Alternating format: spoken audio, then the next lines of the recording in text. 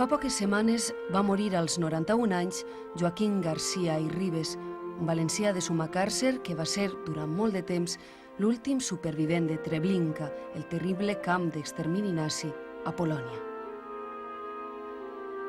L'equip de Fulles Grogues disposa d'un extraordinari document sobre l'aventura de Joaquim Garcia i Ribes, narrada per ell mateix.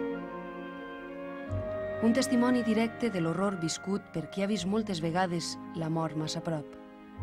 La seva vida és una incessant successió de peculiaritats, de dificultats i de tragèdies que han marcat la forta personalitat d'un home que ha sabut sempre sobreviure i sobreposar-se a l'adversitat, amb una singular presència d'ànim, com es podrà comprovar al llarg del document que ara els oferim.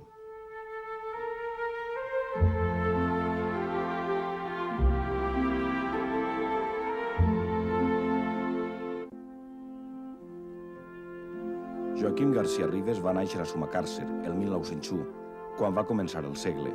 Era de constitució dèbil i malaltissa. Els seus pares creien fermament que el xiquet no superaria els primers mesos de vida. Joaquim havia nascut amb una catalèpsia que per poc no se'l van dur a la tomba.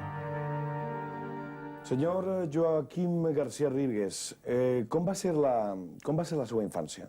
Joaquim Garcia Ribes està molt bé, però el de senyor sempre m'ha sobrat. Etimològicament significa amo d'esclaus. He fet sempre d'esclau, però d'amo mai. Joaquim Garcia Ribes, com va ser Això ja m'agrada. Com va ser la teva infància? La meva infància, desastrosa. Als 3 mesos ja estava catalèptic en un ataúd blanc. Després el capellà resava els responsos d'una manera que em va deixar sorda aquest oïdo per sempre. I al final, com una veïna es va adonar que jo em bellugava, va salvar-me.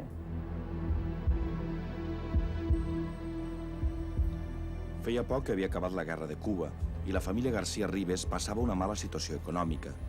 El pare tenia l'obsessió que el menut Ximet aprenguera en la nova escola.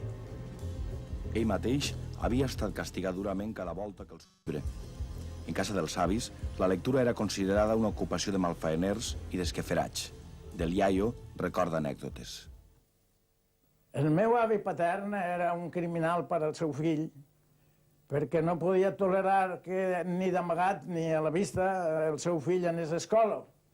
Interpretava ell que si a un nen se l'educava, ja se l'ensenyava tàcitament a ser respetuós en els seus majors.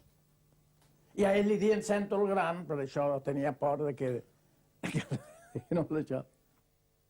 Tingué un fet un poc estrany en la seva dona. Aleshores, en els camps, junt a les vaques o a les mules o a això, les dones es posaven de peu i pixaven allí sobre la palla i tot això. I no es feien ni siquiera letrines de vegades.